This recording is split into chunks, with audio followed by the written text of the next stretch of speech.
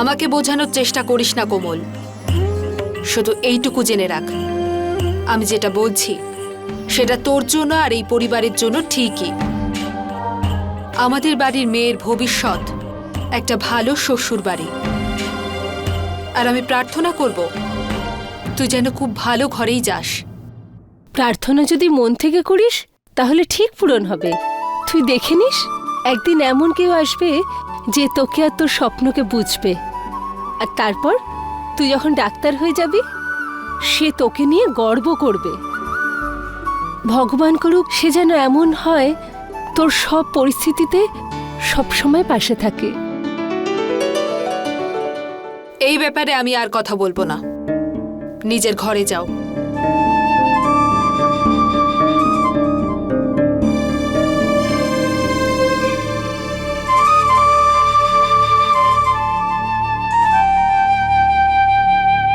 মা আসলে ওই কোমল বলছিল মাত্র 7 দিনের ব্যাপার, আমি চলে যাব ওর সঙ্গে।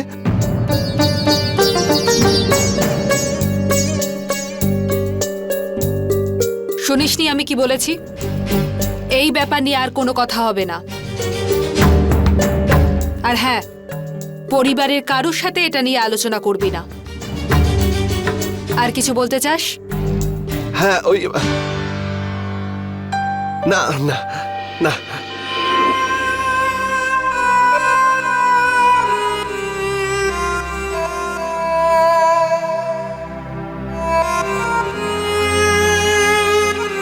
তুই না মন খারাপ করিস না, এখনো তো আমি আছি। আরে ঠিক সময় বুঝে আমি তোর কথাটা বলবো। এখন ওর সাথে কথা বলাটা ঠিক হবে না। আমি ভাবছিলাম কি, এরপর যখন ও ঘরে একলা থাকবে তখন যাব। হ্যাঁ, তোর কথা এমন ভাবে তুলবো, এমন ভাবে বলবো, ব্যাস শিলমোহর পড়ে যাবে ওর হ্যাঁতে, দেখে নিস। দাদা, আরে কি হলো কোমল বল?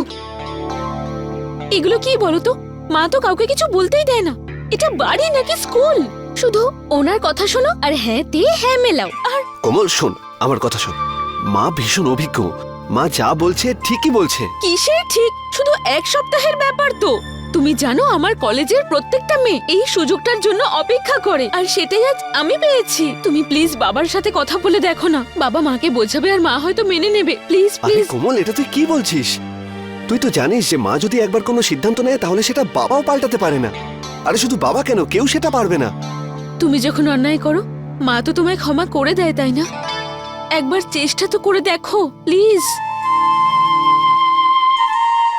আচ্ছা ঠিক আছে, আমি যখন সুযোগ পাবো আমি মার সঙ্গে কথা বলবো, ঠিক আছে? ওকে ওকে। তাহলে শুনুন কি লিখেছি। আমি ভগবানে খুব বিশ্বাস করি। প্রত্যেকদিন সকালে আর সন্ধেবেলা ঠাকুরের প্রদীপ আমিই জ্বালাই, ভোগ দিই, আর উপোস সপ্তাহে 2 দিন করি। সোমবার বাবা মহাদেবের জন্যে আর শুক্রবার মা লক্ষ্মীর জন্যে, যাতে সব সময় আমাদের বাড়িতে সুখ থাকে। কিন্তু জামাইবাবু, আমি তো শুধুমাত্র একদিনই সোমবারের ব্রত রেখেছিলাম, তাও আবার গত বছর। তাহলে আবার এই আরে তোমার কবে বুদ্ধি হবে বলো তো? এই সব দেখলে ছেলের বাড়ির লোকেরা খুব পছন্দ করবে। দেখ মেয়ে, চুপচাপ করে শুনে যা যা বলছে, আর যা লিখেছে ওখানে তোতা পাখির মতো সব বলবি। জামাই বাবা বলো। হ্যাঁ, এরপর লিখেছি সেলাই, পড়াশুনোর, রান্নাবান্নায় সব সময় আমি ভালো ফল করেছি। রাতের অন্ধকারেও সূচে সুতো পরাতে পারি। হ্যাঁ, জামাইবাবু, আমি কি মজা করছি নাকি? এসব লিখলেই তোমার ভবিষ্যৎ ঠিক হবে। আর তুমি জানো না, ওই দিনের ওই অনুষ্ঠানে তোমার নাম লেখাতে কত কষ্ট করতে হয়েছে আমাকে, আর তুমি শুধু হি হি করে হেসেই যাচ্ছ। আরে শোনো না জামাই বাবা, মেয়েরা তো ওরকম বলেই থাকে। তুমি ওসব কথায় কেন কান দিচ্ছ? নাও নাও, ঠান্ডা ঠান্ডা শরবত খা। দিন দিন খেয়ে না। কিন্তু বাবা, এটা তো মিথ্যে বলো। আরে মেয়ে, কথা না বলে তুই তৈরি হয়ে নে, সম্মেলনের জন্য এক্ষুনি যেতে হবে। হ্যাঁ হ্যাঁ চল, আমি তোকে রেডি করে দিচ্ছি।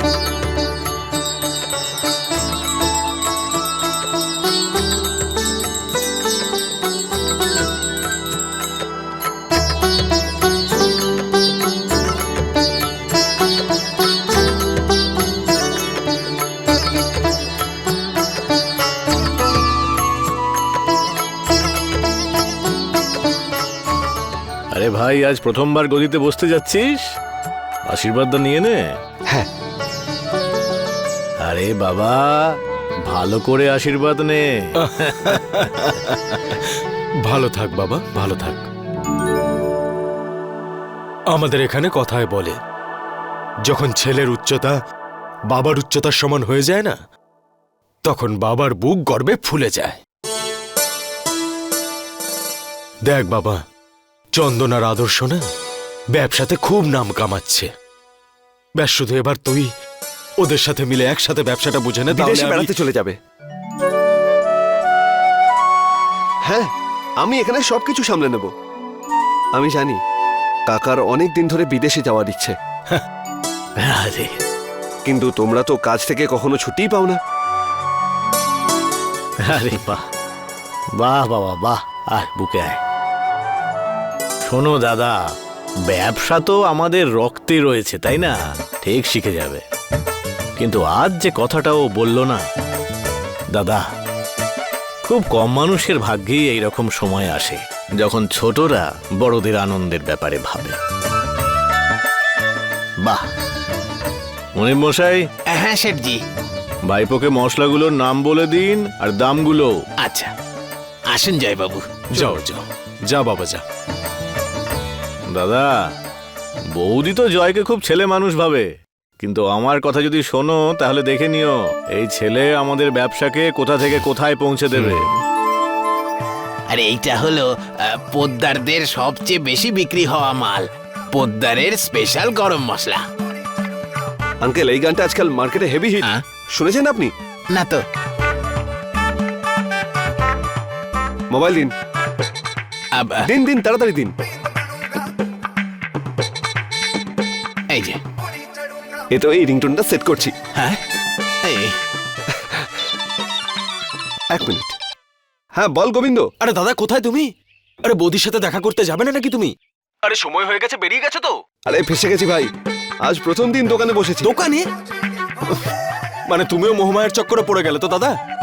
আরে দাদা, এবার তো দোকানে বসে বসে কয়েকদিনের মধ্যে বাতের ব্যথা শুরু হয়ে যাবে তোমার।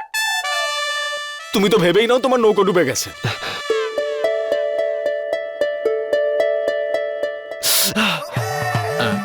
কি হলো? আরে আঙ্কেল, এই যে মশলাগুলো না ভীষণ ঝাঁজ দেন আপনারা। পেটে ব্যথা করছে। শুনুন শুনুন, আরে, পেটে ব্যথা করছে। আমার রিংটোনটা। কিন্তু জয়বাবু শুনুন,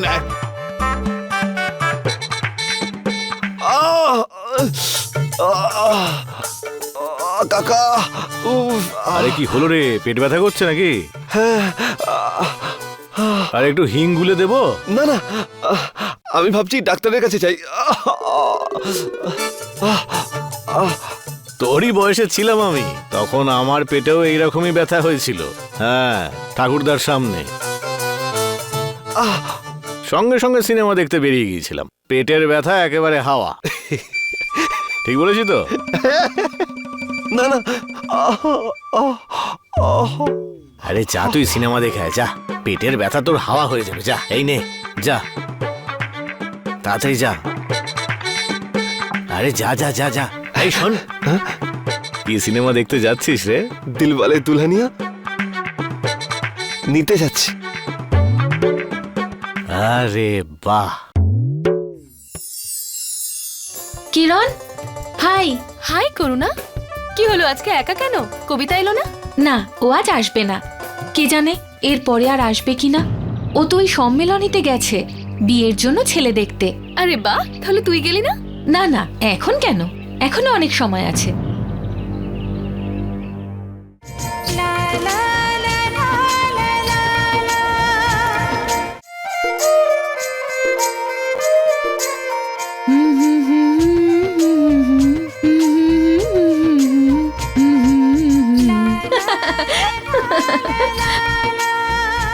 এই দেখো, এখনো চুল বাঁধছে। কতক্ষণ ধরে বলেই যাচ্ছি, কেউ কথাই শুনছে না। ওখান থেকে কত লোকজন আসবে, ওর এরকম সাজ দেখে ভাববে গরিব পরিবারের মেয়ে। আরে বৌমা, এর মধ্যে গয়না আছে, ওকে পরিয়ে দিও। আমি তৈরি হয়ে আসি, তাড়াতাড়ি কর। আমি জানি না এত তাড়াতাড়ি কি করে তৈরি হবে। ও মেয়ে, দেখে চলতে পারিস না? সব সময় তাড়াহুড়ো। সরি ঠাম্মা, সরি। সব সময় ইংরেজি কথা বলেই যাচ্ছে।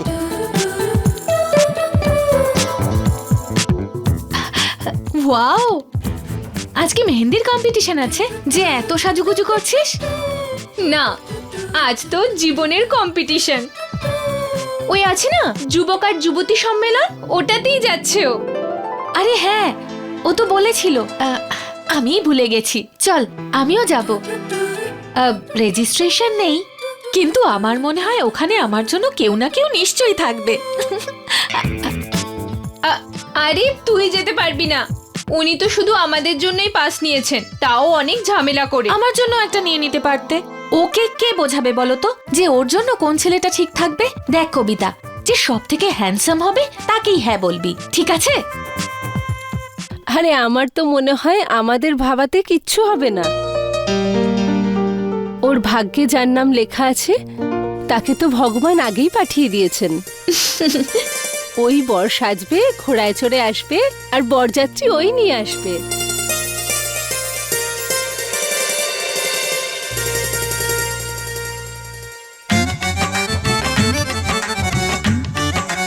আরে 4টে বাজতে চলেছে দাদা, কিন্তু বৌদিকে তো এখনো দেখতে পাচ্ছি না। বৌদির সাথে আবার কিছু। এই চুপ, এই উল্টোপাল্টা কথা আর একটাও বলবি না, বুঝেছিস? কিন্তু গোবিন্দ, তুই তো ঠিকই বলছিস। 4টে বেজে গেল, তোর বৌদি কোথায়?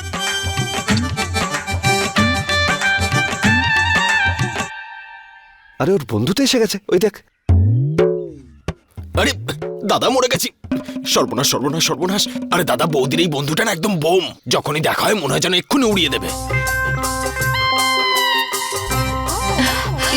জানি না কার নজর পড়েছে, সব সময় আমার সাথে এরকম হচ্ছে। প্রথমে স্যান্ডেল, আর এখন এই ব্যাগটা।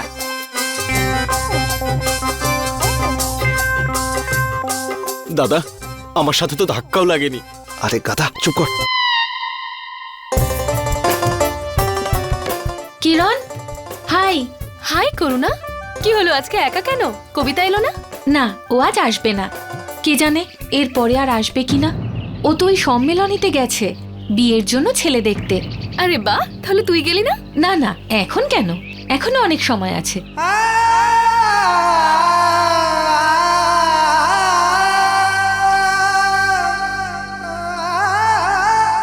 দাদা, কি হলো?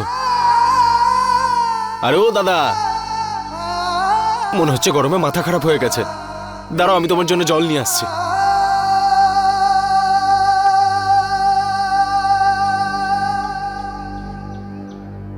কি হচ্ছে দাদা? কিছু বলছো না কেন?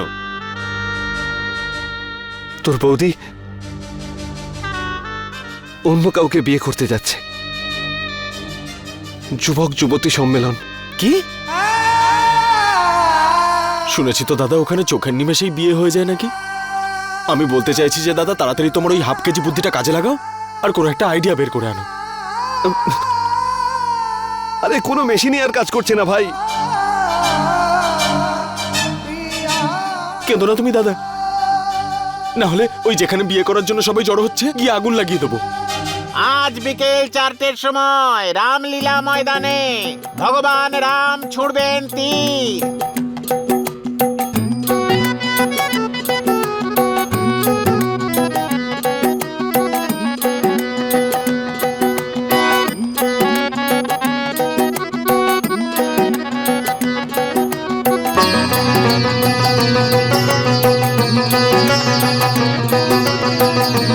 হর হর মহাদেব। বুঝে গেছি মহাদেব, রামের অবতার হয়ে এসে তুমি আমাকে রাস্তা দেখিয়ে দিয়েছো। তাহলে দাদা, যাবো আমি লঙ্কায় আগুন লাগাতে? না, এখন হনুমানের কোনো দরকার নেই। বিয়ে হচ্ছে, আমিও যাব যুবক যুবতী সম্মেলনে। ওই ধনুকটা ভেঙে নিজের সীতাকে আনতে। আর এখানে তো আবার পাসের ব্যাপার রয়েছে। হে মহাদেব, তুমি আমাকে রাস্তা দেখাও।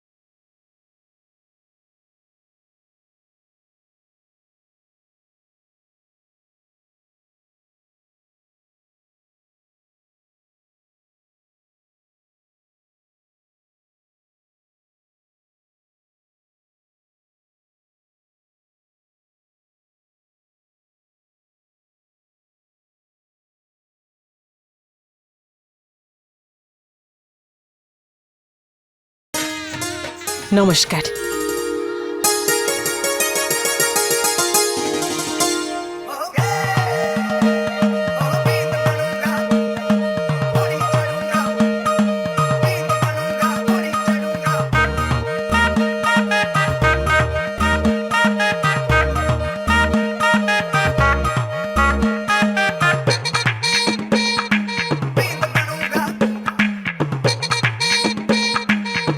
আরে এখানে তো আবার পাসের ব্যাপার রয়েছে। হে মহাদেব, তুমি আমাকে রাস্তা দেখাও। আরে দাদা, তুমি আপাতকালীন পরিস্থিতিতে ওনাকে মনে করো, যদি উনি ভুলে যায় তাহলে তাহলে তো বৌদি তোমার চোখের সামনে অন্য কারোর গলায় বরমালা দিয়ে দেবে। আর তুমি দাদা,